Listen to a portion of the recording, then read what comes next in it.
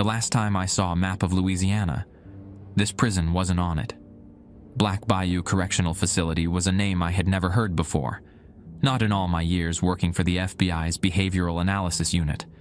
And yet, my superior had slid a file across my desk, stamped with a classification level so high I had to sign 2 separate non-disclosure agreements before opening it. Inside, there was nothing. No case files, no mugshots, no criminal records. Just a 1-page document.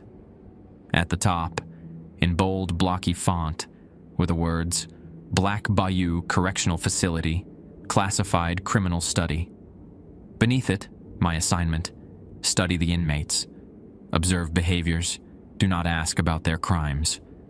A small note was handwritten at the bottom. This prison is different. Follow their rules. My flight landed in New Orleans. My escort, a silent, broad-shouldered man in a DOC uniform with no name tag, drove me 4 hours into the swamps. The paved roads turned to dirt, then to gravel, then to something that wasn't the road at all.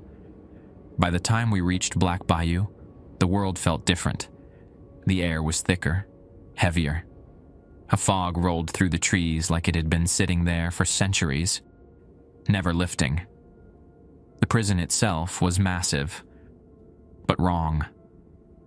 Built like a fortress, surrounded by high concrete walls lined with floodlights, but with no official signs. No guards at the entrance. Just a single rusted gate that opened by itself as our vehicle approached. As soon as I stepped out, the driver pulled away, never saying a word. That's when I noticed the folder taped to the front doors. A manila envelope, with my name written on it. I pulled it open. Inside was a list of rules. The rules of Black Bayou 1. You will be assigned an observation room. Once inside, you may study the prisoners, but do not make eye contact for more than 10 seconds. 2. The inmates are not to be spoken to directly. If they speak to you first, respond briefly. If they call you by name, leave immediately. 3. There is a prisoner in cell number 13. You will never see him. He does not appear on cameras. If the guards tell you he is present, do not acknowledge them. 4. If an inmate's reflection does not match his movements, end your session for the day. 5. You may hear knocking inside your observation room. You are alone. Do not answer. 6. If an inmate asks you what year it is, do not answer. Exit the room. 7. If you ever hear someone whisper, "You don't belong here," do not look around. Close your eyes and count to 30. 8. Under no circumstances should you be in the facility past midnight. If you are, do not attempt to leave. The doors will not open until sunrise. I read the list twice, then again. My hands were sweating. The front doors of the prison creaked open by themselves. I stepped inside, and from somewhere deep within the cell blocks, I heard the sound of knocking. Black Bayou Correctional Facility wasn't like any prison I'd ever seen before. The lobby was stark and cold, devoid of the typical institutional comforts I was used to. No badges, no metal detectors, no administrative desks. Just a long, gray corridor illuminated by flickering fluorescent bulbs that hummed like insects trapped behind the glass. The stale air reeked of damp concrete, mildew, and something else, a faint coppery tang that made the back of my throat itch. My footsteps echoed as I moved forward, the only sound apart from the low, persistent buzz of the lights. The folder with the rules felt heavy in my hand, its corners damp from my sweating palms. I glanced back once, but the front doors had already swung shut, sealing me in with a resonant thud. The deadbolt clicked loudly into place. A distant rhythmic knocking sounded again, coming from deep inside the facility. 3 slow taps, followed by silence, then 3 more. It echoed strangely, like knuckles striking wood underwater. I thought about rule number 5. You may hear knocking inside your observation room. You are alone. Do not answer. But I wasn't in my observation room yet, so who or what, was knocking. Swallowing hard, I moved farther down the hall until I reached a metal door marked simply Observation Wing A. Beside it, an old yellowed keypad blinked intermittently. My instructions hadn't included a code, but when I stepped closer, the door swung open on its own, creaking ominously. Either someone was watching me closely, or this place operated by its own unsettling logic. Inside was a cramped, dimly lit corridor, lined with numbered rooms. Each door was made of thick, reinforced glass, framed by riveted steel. Inside the rooms were one-way observation windows, allowing a clear view into the corresponding cells beyond. The rooms were empty, save for a single metal chair and a narrow steel desk bolted to the concrete floor. I walked past several doors until I reached room number 9. The door stood ajar, waiting for me. I pushed it open slowly, the hinges squealing in protest. Inside, I took my seat. The metal was icy, sending another shiver through me. Through the window, I saw cell number 9 clearly, lit by a single bare bulb hanging from the ceiling. Inside the cell sat a man, inmate number 0912, according to a small, faded plaque below the window. He was wiry, middle-aged, with a head shaved so close I could see scars crisscrossing his scalp. Tattoos crawled up his neck like vines, disappearing beneath the orange prison jumpsuit. His hands rested in his lap, fingers twitching rhythmically. He stared directly at the observation window, as if he could see right through it. I reminded myself it was one-way glass. To him, it should have been just a mirrored surface. Yet his gaze felt uncomfortably precise, as if he were making eye contact. I checked my watch, trying to recall the rules. Do not make eye contact for more than 10 seconds. I tore my eyes away, forcing myself to look at the inmate's reflection in the window glass instead. That was safer. Or at least, it should have been. That's when I noticed something wrong. Inmate number 0912's reflection was different. Not drastically, but enough to make my pulse quicken. In the reflection, his posture was straighter. His fingers weren't twitching. They were motionless, folded neatly together. Most unsettlingly, his head in the reflection was tilted slightly to the side, a curious expression on his face, as if he were studying me, analyzing my every move. But in reality, the man in the cell was completely still, head straight, fingers still twitching. My breath caught in my throat. I glanced back at the rules. If an inmate's reflection does not match his movements, end your session for the day. But I'd only just begun. Was I supposed to leave already? As I debated, the inmate leaned forward suddenly, pressing his face close to the glass. His breath fogged up the cell side mirror. He reached out slowly, his fingertips brushing gently against the glass, tracing an invisible pattern. In the reflection, his hand remained motionless, resting calmly in his lap. I could hear my heart thudding in my ears, each beat echoing the same frantic warning. Get out. Get out now. But before I could move, he spoke.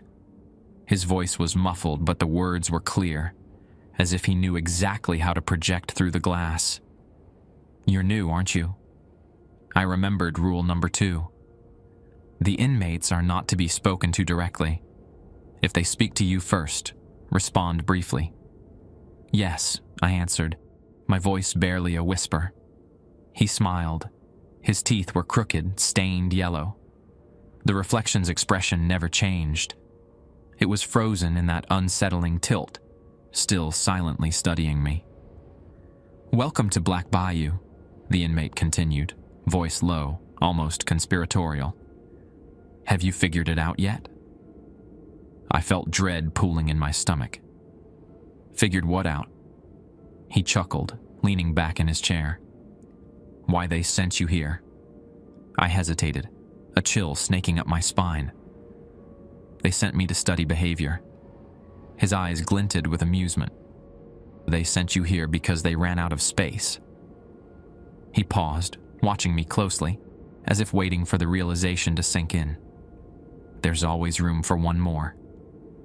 Before I could respond, a knock echoed behind me, loud and unmistakable. 3 taps like knuckles on glass. I spun around in my chair, pulse hammering. The room was empty. No one else was there. "You may hear knocking inside your observation room. You are alone. Do not answer." The inmate laughed softly. "Better follow those rules. They're there for a reason." I stood quickly, nearly toppling the chair. My hands shook as I grabbed my folder. "This session is over." He nodded slowly, smile widening. "Good. But don't worry, Agent. We'll be seeing a lot more of each other."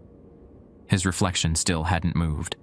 It stared blankly ahead, lifeless and stiff, even as the inmate behind it leaned back, fingers twitching once again. I stepped into the hallway, slamming the door shut behind me. My breath came in ragged gasps as I leaned against the wall. The inmate's words echoed in my mind, mingling with the slow, rhythmic knocking that had begun once more, this time louder and closer. They had sent me here to study prisoners. But deep down I was starting to wonder if I was the one being studied. The hallway lights flickered again, buzzing louder. The knocking continued, now echoing through the walls, following me as I stumbled back toward the entrance. But when I reached the front doors, they were locked. A small red digital clock beside them read 12:01 a.m. My heart sank. Under no circumstances should you be in the facility past midnight. If you are, do not attempt to leave. The doors will not open until sunrise. I was trapped in Black Bayou until dawn, and the knocking grew closer with each passing second. The digital clock's glowing red digits, 12:01 a.m., burned into my vision as I stood frozen in front of the locked entrance doors of Black Bayou Correctional Facility. I pressed against the handle again, yanking with all my strength, but the metal refused to budge. It felt welded shut, immovable, as though it had never been meant to open from the inside. My breath fogged the glass, and panic tightened its grip on my chest, squeezing until my lungs felt starved for air.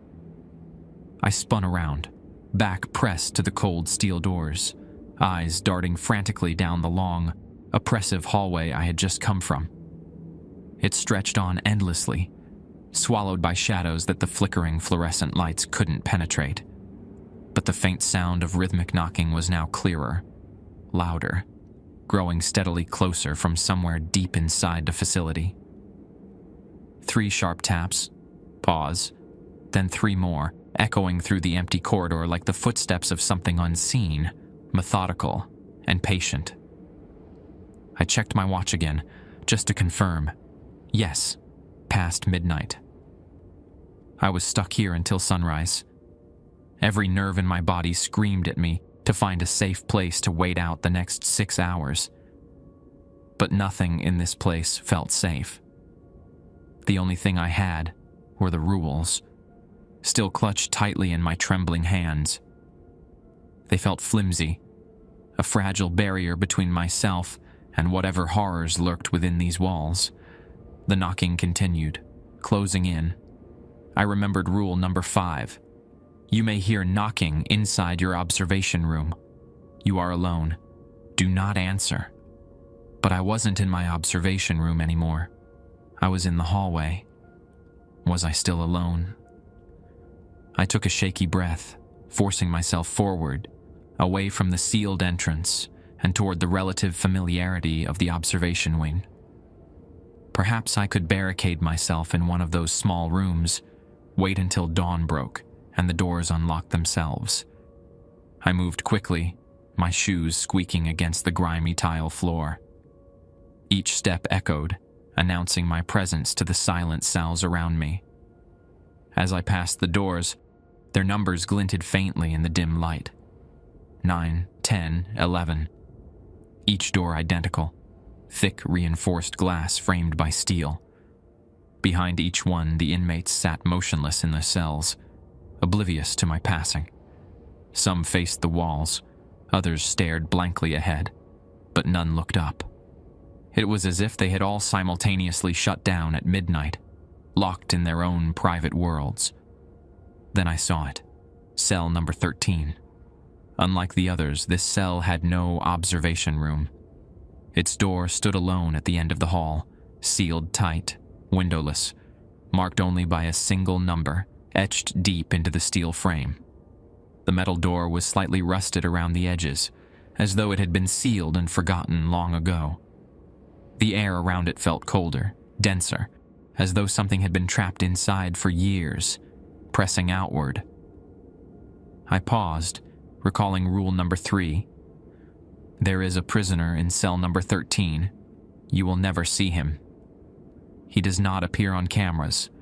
If the guards tell you he is present, do not acknowledge them. But there were no guards here. Only me, trapped and alone. I approached cautiously, my curiosity momentarily overpowering my fear. I pressed my ear gently against the door, listening for signs of life. The metal was icy against my skin, so cold it sent goosebumps racing down my neck. For a moment, there was only silence. Deep, absolute silence, like the quiet found at the bottom of an abandoned well. Then, softly at first, growing steadily louder, I heard breathing. Slow, deep, rhythmic breaths, as if something massive slumbered just inches away. The sound was oddly hypnotic, resonating through the metal like a living heartbeat. It was almost soothing, until it stopped abruptly, leaving a void of sound that made my heart race. My breath hitched in my throat. My fingers trembled against the cold steel. For a heartbeat, I considered knocking, calling out, demanding answers. But a warning flashed through my mind, a single line from the rules. You will never see him. I pulled back quickly, turning away just as I heard the faintest whisper seep through the door. It was almost inaudible, but the words were unmistakable, slithering into my mind like a blade. You don't belong here. A jolt of icy dread shot through me. Rule number 7 screamed in my mind. If you ever hear someone whisper, you don't belong here, do not look around. Close your eyes and count to 30. I squeezed my eyes shut instantly, hands clenched at my sides, pulse hammering so loud I was sure it echoed through the hallway. My lips moved silently, counting 1, 2, 3, each number dragging out painfully slow. Around 12, I felt a shift in the air. A cold breeze caressed the back of my neck, sending shivers cascading down my spine.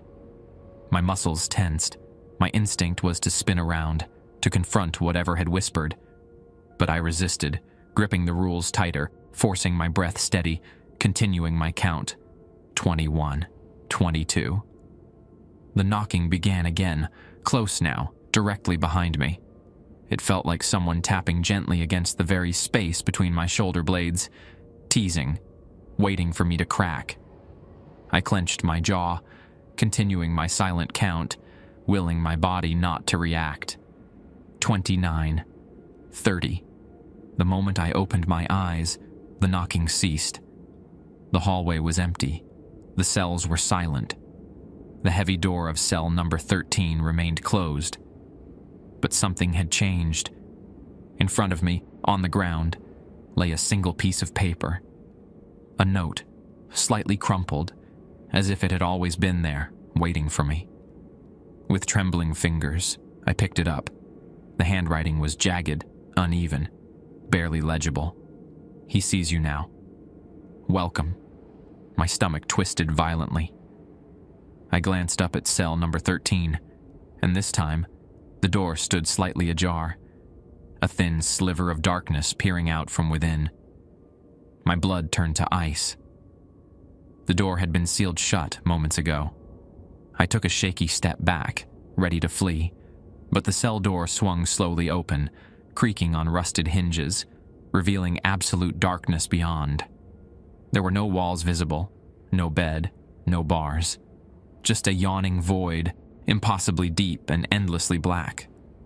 And from somewhere inside that darkness came a slow, wet, dragging sound, like heavy limbs pulling across stone, inching closer to the threshold. I didn't wait to see what emerged. Turning on my heel, I sprinted down the hall, heart pounding furiously. The lights flickered erratically, plunging the corridor into brief, suffocating darkness before snapping back on, strobing like a nightmare.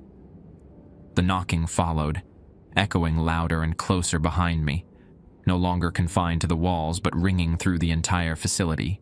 I reached the observation room where I had started, diving inside, slamming the door behind me. I pressed my back to it, gasping for breath. The room was silent, empty, safe, I hoped. Then, slowly, I lifted my head, looking through the one-way glass into cell number 9. The inmate inside was no longer seated. He stood inches from the mirror, his face pressed against the glass. He smiled slowly, eyes boring directly into mine, as if the glass no longer separated us. "Glad you came back," he whispered, voice carrying easily through the barrier. "We're all glad you're staying." I glanced at my watch. 12:07 a.m. And I knew, with cold certainty, that dawn was still a long way off. The inmate in cell number 9 stood inches from the one-way glass, his nose nearly touching its reflective surface. His breath fogged the glass in rhythmic bursts, blurring the space between us. The smile on his face twisted slowly, the corners of his lips stretching into a grin that felt more predatory than human. His eyes, cold, unblinking, were locked directly onto mine, as though the protective barrier between us had ceased to exist. My pulse pounded like a drumbeat in my ears, a constant reminder of how wrong everything felt. According to every security measure I knew, the inmates couldn't possibly see through this mirror. Yet he stared at me with absolute certainty, his gaze piercing the thin veil of supposed safety. I wanted to step back, to retreat, but my body refused to move, paralyzed by the surreal nightmare unfolding before me. "How do you like your new accommodations?" he asked suddenly, his voice soft, almost casual, as though we were discussing the weather rather than the madness unfolding around us. His words carried easily through the thick glass, crisp and clear, making a mockery of the prison's carefully designed security features. I cleared my throat, trying to summon the strength to respond, remembering rule number 2. If they speak to you first, respond briefly. "I don't know what you're talking about," I said, my voice shaky and unconvincing even to my own ears. The inmate chuckled, a low, guttural sound that sent chills racing down my spine. "You're a terrible liar, Agent." I blinked, mouth dry. "Who are you?" His smile widened. "Just another prisoner, like you." My heart skipped a beat. "I'm not a prisoner." He tilted his head slightly, studying me with curious amusement. "Not yet." I swallowed hard, trying to steady my breath. The words from the note I'd found outside cell number 13 echoed in my mind. "He sees you now. Welcome." "Who is he?" I demanded, voice barely above a whisper. The inmate's eyes darkened, pupils dilating slowly, as though something inside him had shifted. "The one who's been waiting. The one in cell number 13. The one you're not supposed to see." I glanced back toward the door, ensuring it was locked. The sound of distant knocking had finally ceased, leaving a void filled only by the inmate's slow, steady breathing. "What happens if I see him?" He leaned even closer to the glass, his voice dropping to a conspiratorial whisper. "Then he gets out." A cold shudder racked my body. "What is this place?" I asked, desperately seeking some foothold in reality, a fragment of sense in the chaos. He smirked again, but this time that carried a trace of sympathy. "It's a cage, Agent, but not for us, for something worse. Something that feeds on fear, on confusion, on rules. He tapped the glass gently with one finger. "These rules aren't for you. They're for it. They keep it asleep, but you've broken too many already." I took a step back, horror dawning upon me. "I didn't break them. I followed every single one."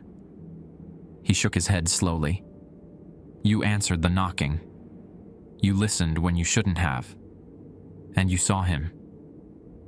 His eyes flickered toward the hall, toward cell number 13, then back to me. "It's too late now." My breath quickened, panic flaring. "What do you mean it's too late?" He didn't answer. Instead, he glanced up at the corner of the room, to a small, previously unnoticed security camera. It blinked silently, its tiny red light pulsing like a heartbeat. I followed his gaze, dread coiling tighter inside me. The inmate spoke again, his voice filled with grim resignation. "The cameras aren't watching us. They're watching you. They're not studying us. They're studying you, seeing how long you can last, how far you'll bend before you break." I stepped further back, nearly stumbling over the metal chair. "That's impossible." "Is it?" he whispered softly. "Think about it. No one else is here. No guards, no staff. Just you and us. And it. They sent you here because they knew you'd fail, just like the rest of us." I felt bile rise in my throat.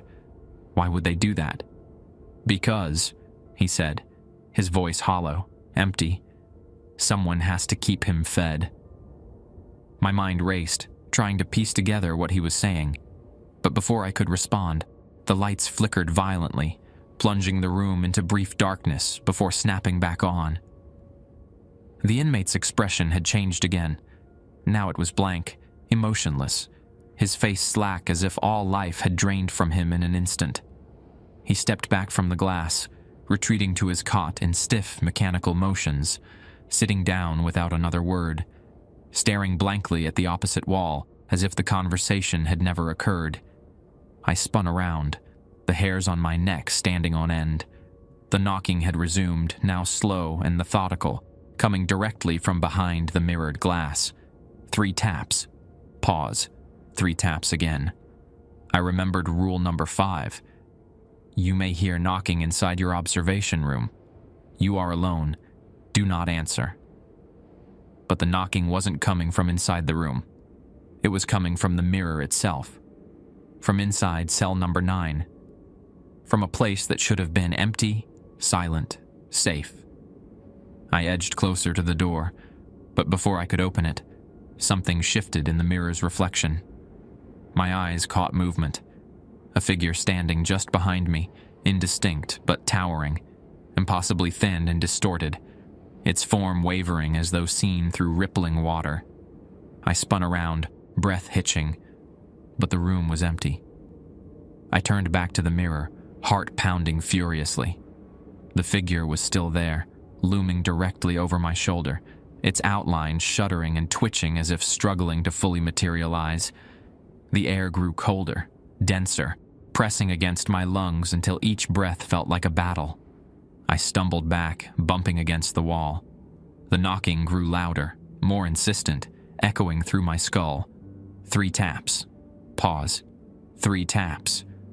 My vision blurred as I reached for the door handle, desperate to escape, but the metal burned cold against my palm, freezing me in place. The whisper returned, slithering into my ear like a living thing. You don't belong here.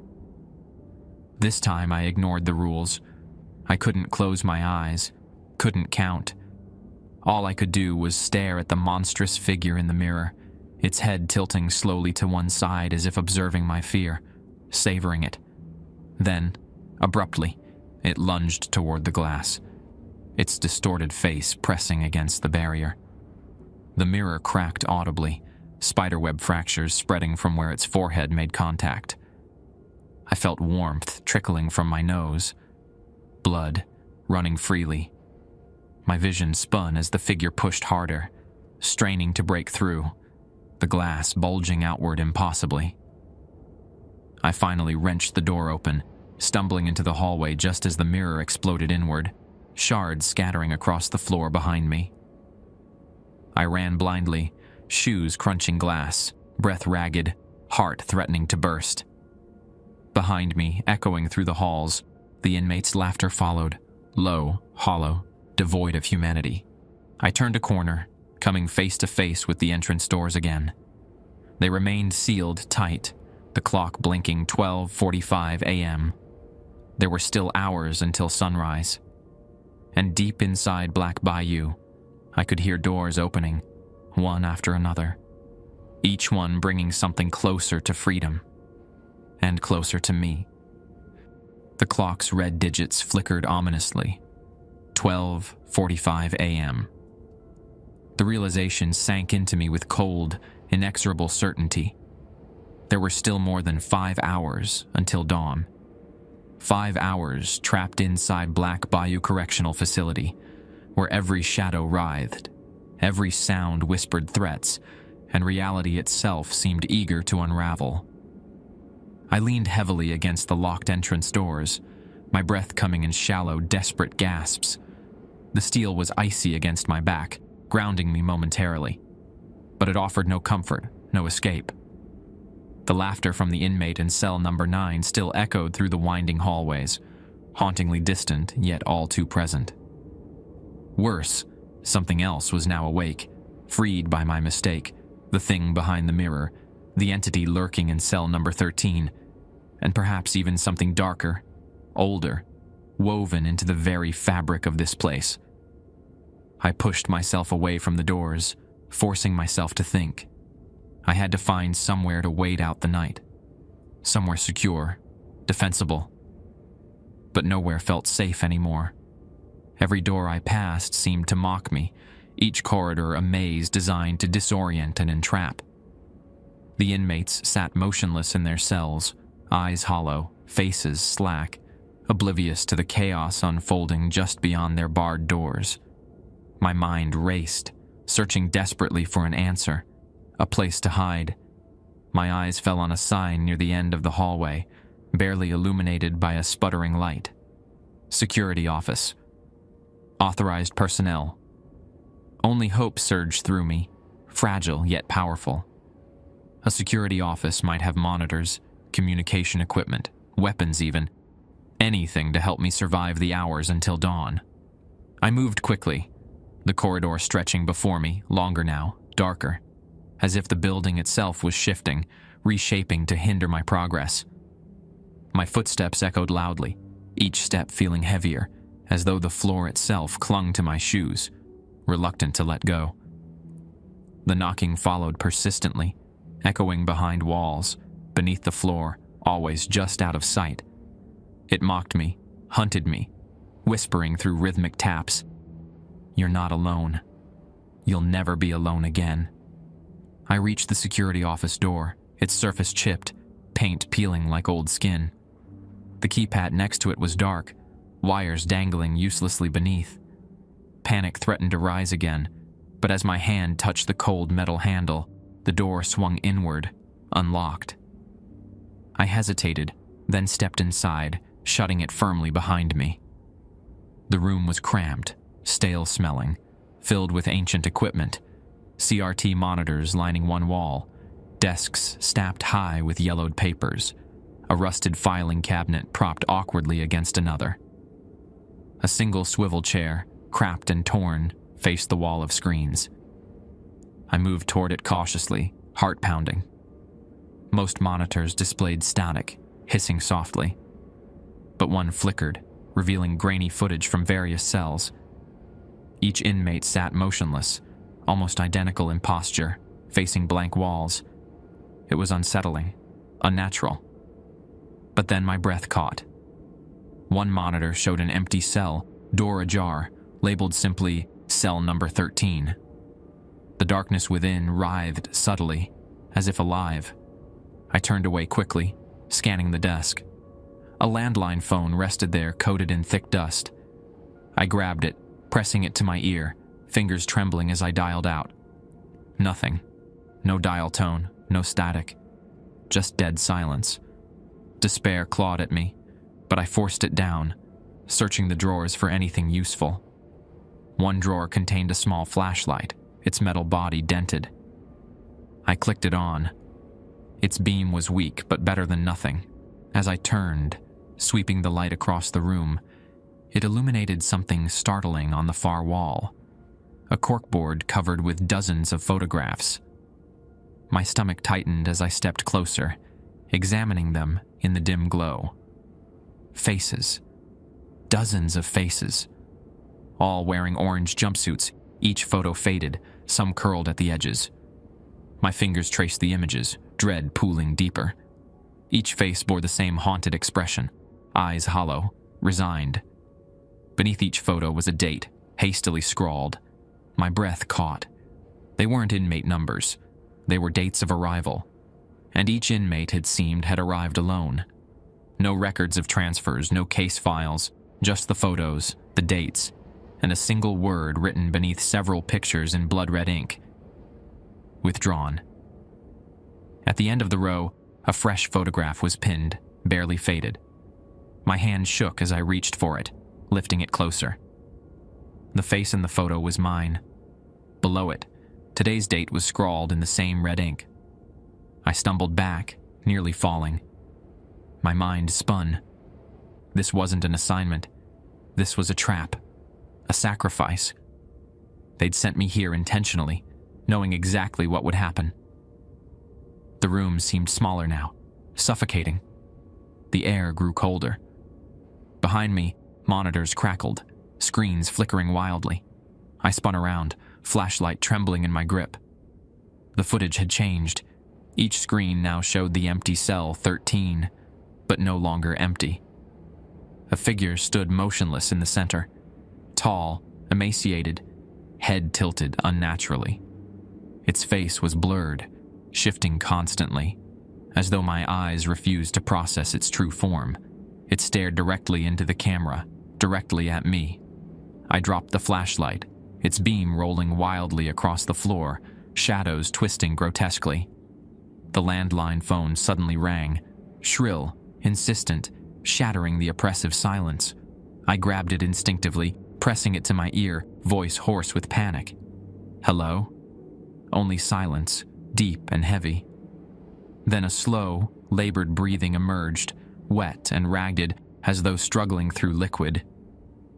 Then a voice, my own voice, whispered back to me from the receiver, twisted and distorted. You don't belong here. The line went dead. A sudden pounding erupted at the door behind me, hard and violent.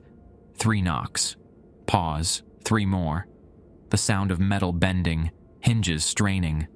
I stumbled backward, hitting the wall, eyes locked on the door as it began to dent inward, each blow stronger than the last. I screamed, voice cracking, pleading for whatever was out there to stop, to leave me alone. But the pounding continued, relentless, inhumanly strong. Finally, with a deafening crash, the door exploded inward, splinters scattering across the room. In the shattered doorway stood the figure from the monitors, impossibly tall, hunched, limbs elongated. Its skin was a sickly gray, stretched taut over sharp bones. Its face blurred, features shifting, except for its eyes, 2 black voids that drank in all light. It stepped forward slowly, joints cracking audibly, head jerking sideways, studying me like prey. My body refused to move, paralyzed by fear. It spoke, voice distorted, overlapping whispers emerging from its mouth, echoing around me. You broke the rules. You answered the knocking. You looked where you shouldn't. Now you're mine. I finally broke free, scrambling toward the open door, slipping through the gap between its twisted limbs. It reached for me, fingers grazing my arm, skin searing with cold. I sprinted down the hall, breath ragged, darkness pressing in from all sides. Behind me, its slow, dragging footsteps echoed, unhurried, inevitable. I reached another door, marked, restricted area, keep out. Desperation overrode caution. I flung it open, barreling inside. The room was empty except for a single object in the center, an old, rusted electric chair, leather straps hanging loosely, stained dark. From behind, a chilling whisper slithered into my ear, inches away. "Welcome home." Hands seized me, powerful and cold, dragging me toward the chair. I fought wildly, kicking, screaming, but their grip was iron.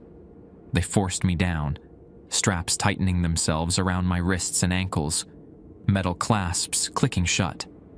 The figure loomed over me, blurred face inches from mine. "You wanted to study us," it whispered, voice carrying infinite malice. "Now you'll have eternity to learn." The room spun, vision fading as pain erupted, electricity surging through me, burning every nerve. I screamed until my throat tore, consciousness slipping away. My last thought echoed through the pain. I was never meant to leave Black Bayou. No one ever did. When consciousness returned, it crawled back slowly, painfully, like a wounded animal dragging itself from the shadows. Every nerve in my body ached, muscles spasmed in protest, and my skin felt raw, as though I'd been flayed alive. I gasped sharply, sucking in stale, foul air that tasted of rust and decay, and my eyelids flickered open to darkness so absolute it felt solid, pressing against my face, smothering me.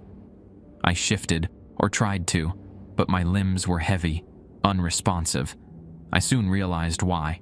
My wrists and ankles were still bound tightly by thick leather straps, biting deep into my skin. The electric chair.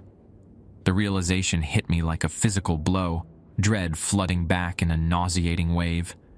I was still strapped into that hideous device, the very symbol of finality, designed not just to kill but to punish. But how was I still alive? My thoughts raced, desperately trying to piece together the fragmented memories. The searing pain, the grotesque figure looming over me, the realization that this prison, this cursed place, had claimed me. I strained against the restraints, struggling wildly, but they held firm, unyielding. Panic surged again, primal and fierce, clawing at my sanity. Then, suddenly, the room filled with a low mechanical hum. Harsh fluorescent lights blinked on above me, painfully bright, their buzzing drilling into my skull. I squinted, eyes watering, adjusting to the glaring illumination. It revealed an empty chamber, walls bare concrete, stained dark in places, the floor dotted with ancient, rust-colored patches. The air was thick, heavy, laced with the stench of burnt flesh and ozone. There were no windows, no visible doors, only blank, featureless walls surrounding me, suffocating and inescapable. Directly ahead stood a large, cracked mirror mounted on the wall, reflecting my own image back at me. My blood ran cold at what I saw. My face was pale, gaunt, hollow-cheeked, eyes sunken and rimmed with dark circles. My hair had grayed, thinning in places, and my lips were cracked and dry. I barely recognized the broken, haunted figure staring back. How long had I been here? Hours? Days? But worse was the figure standing just behind me, reflected in the mirror. Tall, emaciated, its features still blurred and shifting, a shadow given flesh. It stood perfectly still, directly behind the chair, watching me silently. I jerked around in terror, but the room behind me was empty. The figure existed only in the reflection. I turned back to the mirror, my breath ragged. The entity tilted its head slowly, studying me with cold curiosity. Then it spoke, its voice seeping into my mind, a whisper resonating from deep within my skull, layered and echoing as though many voices spoke in perfect unison.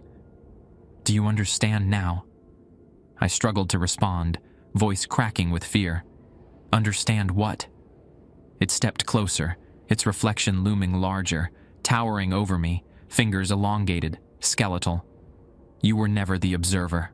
You were always the subject." My heart sank, horror spreading through my veins like poison. What does that mean? You came to study prisoners. Now you are one. You came to understand monsters. Now you will become one. My breath caught, words lodging in my throat. No, I'm not like you. I'm not like them. Its blurred face twisted slightly, as though amused. Not yet. A loud metallic grinding noise echoed around me. The wall beside the mirror split open, concrete scraping against concrete, revealing a dark corridor beyond. The restraints binding me clicked open suddenly, releasing my limbs. I stood shakily, muscles screaming in protest, bones feeling brittle, fragile. Every instinct screamed to run, to flee this nightmare, but there was nowhere else to go. The room offered no exits except the newly revealed passage. I stumbled forward, legs weak, forcing myself into the darkness beyond. The corridor was narrow, its walls slick with condensation, reeking of mold. I moved cautiously, each step painful, echoing loudly in the oppressive silence. The passage twisted endlessly, like an artery burrowing deeper into the facility's diseased heart. The air grew colder, wetter, pressing harder against my lungs with each passing step. Eventually, it opened into a vast, cavernous chamber. The room stretched far beyond what was possible, its ceiling high, shrouded in mist, the floor slick and uneven, littered with rusted chains, discarded manacles, and shattered bones. It resembled no prison cell but something older, darker, a forgotten place of punishment, suffering, and despair. At its center stood a massive, ornate wooden door, intricately carved with grotesque figures and symbols I couldn't comprehend. The wood was ancient, rotted, pulsating faintly, as though alive. I approached it hesitantly, drawn by some irresistible force. My fingers traced the carvings, each symbol painful to touch, like razor blades slicing my skin. Suddenly, from behind the door, a rhythmic knocking began. 3 taps. Pause. 3 taps again. The same knocking I'd heard throughout the prison. The same knocking the rules had warned me not to answer. But this time, it wasn't coming from outside my room. It was coming from inside this door, inside this place of endless torment. My hand trembled against the wood, blood trickling freely from my fingertips, mingling with the ancient, warped surface. Then, with dreadful certainty, I understood. This door didn't lead out. It led deeper. This was the heart of Black Bayou, the source of all its horror. Behind it was something older than the prison, older than the swamp, older than memory itself. Something eternal, hungering, imprisoned not by walls, but by fear and rules. Rules I had broken, unleashing its bonds, awakening its appetite. The knocking grew louder, more insistent. The whispers returned, countless voices blending into a single, overwhelming chorus. Open it. Let us out. Join us. My body moved against my will, hand gripping the rusted handle, turning it slowly. The door creaked, hinges protesting as it swung inward, revealing absolute darkness beyond. A darkness that moved, shifted, flowed like living shadow, pouring outward, enveloping me in its embrace. I felt it seep into me, cold and invasive, burrowing beneath my skin, filling every hollow space inside. My mind fractured, memories splintering, identity dissolving.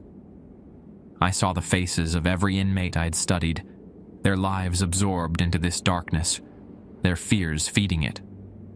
And now, mine joined theirs, another fragment in its endless hunger.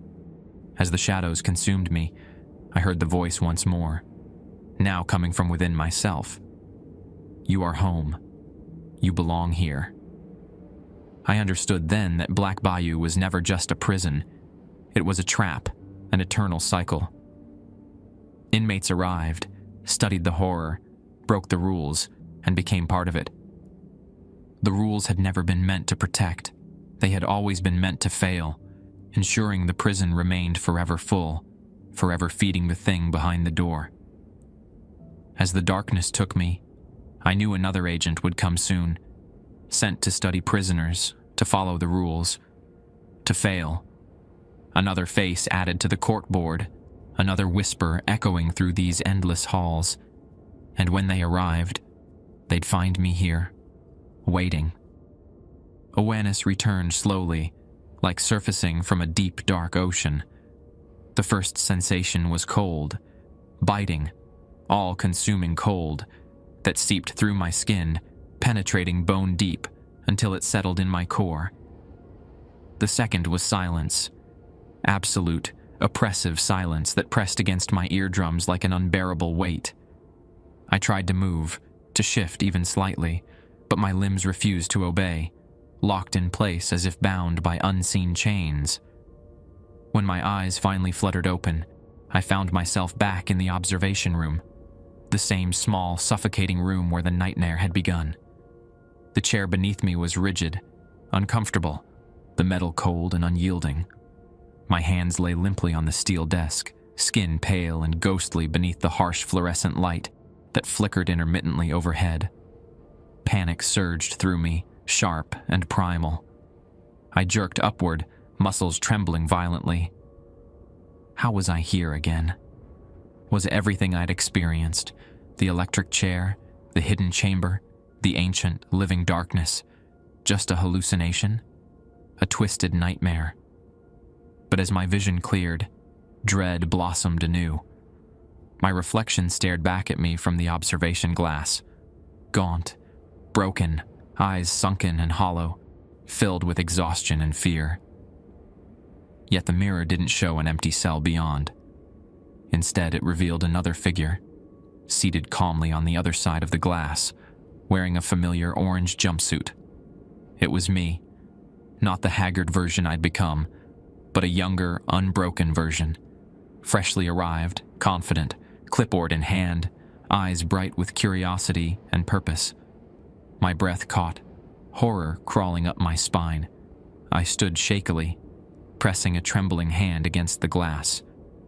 The younger version of myself didn't react, oblivious, focused on something in his hands. The one-way glass still stood between us, but now I was the inmate, trapped on the wrong side of the mirror. "No," I whispered, my voice raw, cracking. "This isn't right." Then, behind me, someone spoke. A voice I recognized instantly, low and amused, dripping with malicious satisfaction. "Funny, isn't it?" I spun around, heart hammering. The inmate from cell number 9 stood there, leaning casually against the cell's far wall, arms crossed loosely, eyes glittering with dark amusement. But he was no longer behind glass, no longer separated from me.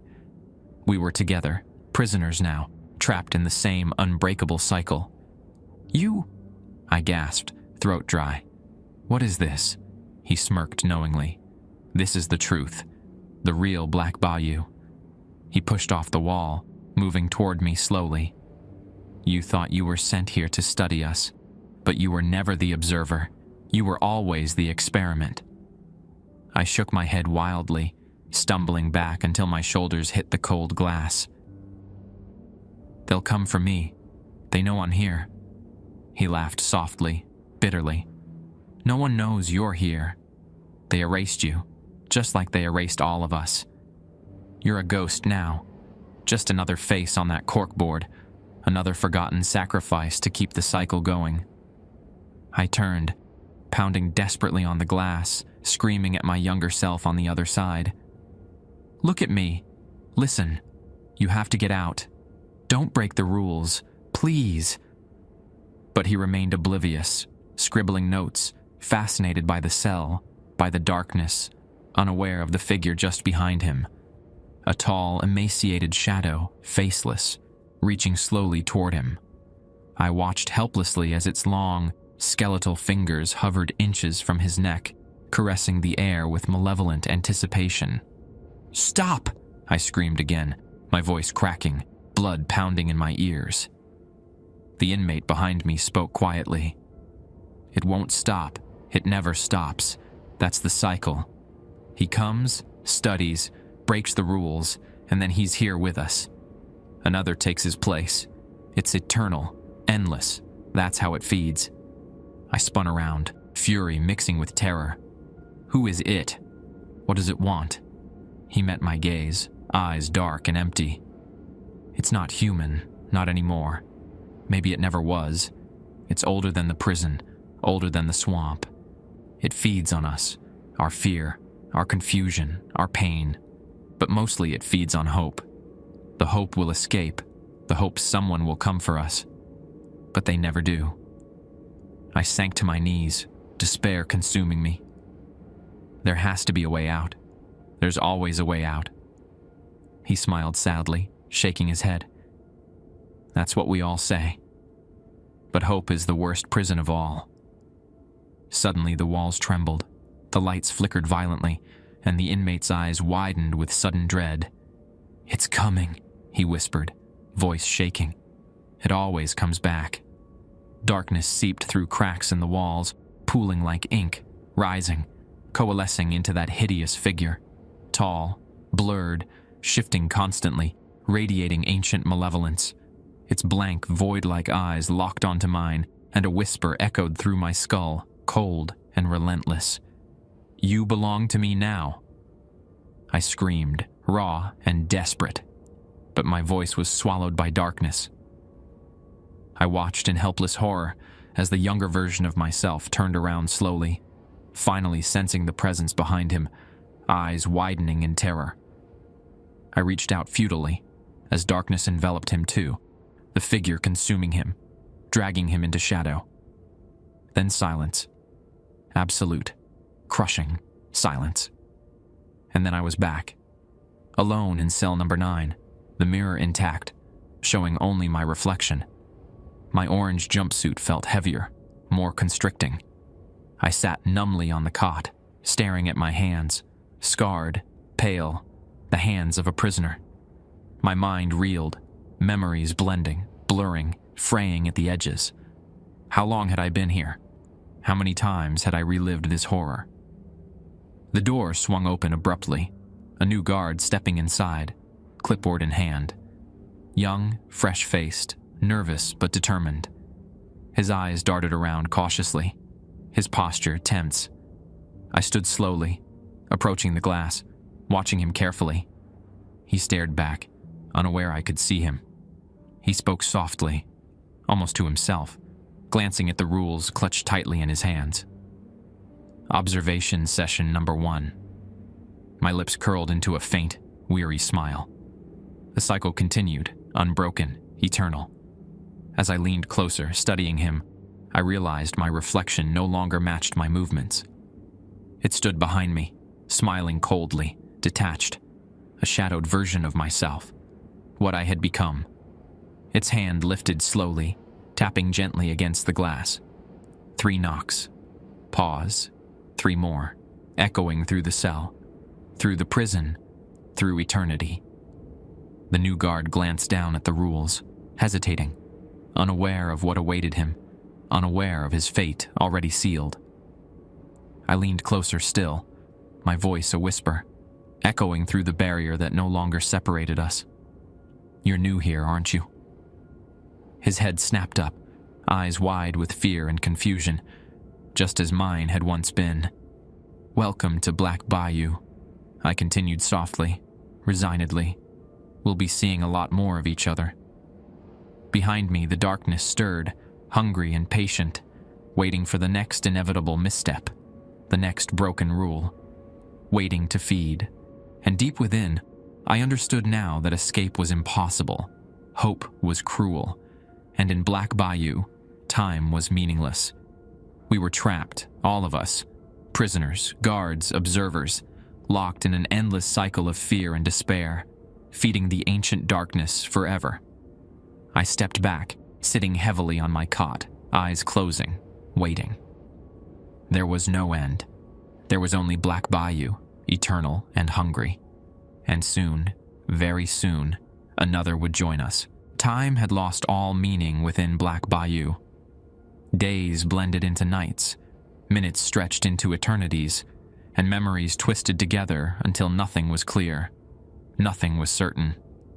All that remained was the cycle, an endless repetition of suffering, waiting, and inevitable failure. Yet within that endless darkness, a single flickering ember remained. Hope. A cruel, fragile hope that refused to be extinguished, even in this forsaken place. I sat on my cot, back pressed against the cold concrete wall, staring blankly ahead at the one-way mirror that no longer separated me from anything. The observation room beyond remained empty, awaiting its next occupant, its next victim. The new guard had fled hours ago, but he'd be back. They always came back. They always thought they could follow the rules, that they could outsmart this place. But in the end, they always broke, always failed. I glanced down at my hands, calloused, worn, fingers twitching slightly with nerves frayed from relentless torment. How many had I seen pass through this cell? How many had I tried to warn, to save? It never mattered. They never listened. They couldn't see me, couldn't hear me. Not really. The rules blinded them, trapped them, just as they had trapped me. Yet something was different now. Something had shifted, subtle yet undeniable. The darkness that had consumed me, that had consumed all of us, had grown restless. The shadows writhed uneasily at the edges of the cell, whispering to themselves in agitated murmurs. It was as though the cycle had begun to strain, to weaken under the weight of its own repetition.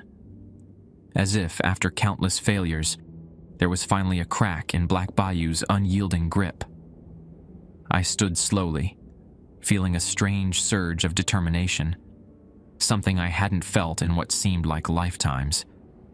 My eyes darted around the cell, searching for anything I might have missed, any detail that could offer even the slightest glimmer of escape.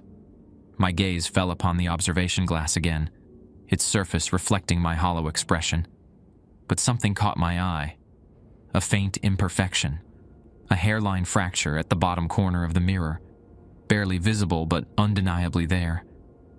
I moved closer, heart quickening. I hadn't noticed it before. Had it always been there? I reached out, fingertips brushing gently over the cracked surface. The glass was icy, brittle. It shifted slightly beneath my touch, delicate and fragile. I pressed harder, and the crack spread slowly, spiderwebbing outward, deeper and wider. Hope surged again, fierce and desperate. This was something new, something real, a weakness in the cycle. Perhaps this was it, the way out, the path to breaking free of this eternal torment. I struck the mirror with the heel of my hand, wincing at the pain, but the glass fractured further, shards splintering outward. Blood trickled down my palm, but I didn't care. Pain was proof of life, of existence, and right now, that mattered more than anything. I hit the glass again, harder this time. It cracked audibly, splinters of glass falling away. The mirror groaned, weakened, shattering inward with a final decisive blow. The barrier collapsed, leaving a gaping hole, jagged edges gleaming under flickering lights. I stared through the opening, breathing heavily. The observation room beyond was silent, empty, waiting. But now it was open, no longer a trap, no longer a prison. This was my chance, perhaps the only chance anyone had ever had. I climbed through carefully, avoiding the sharp edges, dropping heavily onto the cold floor on the other side. For a moment, I paused, catching my breath, expecting the darkness to seize me again, to drag me back. But nothing happened. The cell behind me remained silent, still. The darkness retreated, wary, uncertain. I moved quickly, stumbling toward the observation room door, grasping the handle and twisting. It swung open easily, silently, revealing the empty corridor beyond. My pulse raced, Could this be real? Could I truly escape? I ran down the corridor, breath ragged, footsteps echoing. The halls twisted and shifted around me, but I didn't stop. I refused to stop. Doors slammed shut behind me. Cell doors rattled violently, but I ignored them all. Black Bayou was furious, desperate to reclaim me, to maintain the cycle. But this time, I refused to yield. Finally, I reached the entrance. The same heavy, rusted doors I'd entered what felt like centuries ago. I grasped the handle, pulling with every ounce of strength I had left. The doors resisted, groaning loudly, but slowly they creaked open, letting in a sliver of weak dawn light, pale and fragile, illuminating the fog-covered swamp beyond. My breath caught. I was free. Or almost.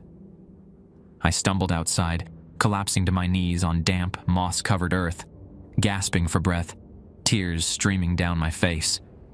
The fog curled around me, cool and soothing. Behind me, the doors slammed shut, locking with deafening finality. But I didn't look back. I couldn't look back. I knew if I did, the cycle might reclaim me once more. Instead, I forced myself to my feet, staggering forward, leaving the cursed prison behind, deeper into the misty swamp, toward the distant, rising sun.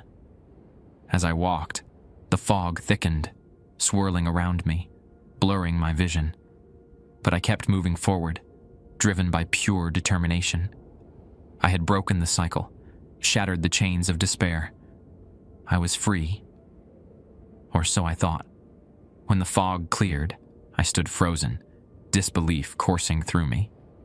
Ahead, looming out of the mist, stood another familiar sight. High concrete walls, floodlights, rusted gates. Another prison, identical to Black Bayou, standing silent and imposing, waiting. My heart sank, dread returning. I turned slowly, but behind me, where I had just fled, was nothing, only empty swamp, stretching endlessly into the horizon. Realization dawned, cruel and bitter. There was never any escape. The cycle wasn't limited to Black Bayou. It was everywhere. Prisons within prisons, each one waiting, each one feeding on fear, on hope. And from somewhere deep within this new prison, faintly, I heard the sound of knocking. 3 taps, pause, 3 more, echoing endlessly, calling me forward, promising hope, promising escape. I sank to my knees again, laughter bubbling up, hysterical, desperate, broken. The cycle was endless. Hope was the cruelest prison of all. And now I knew it would never end.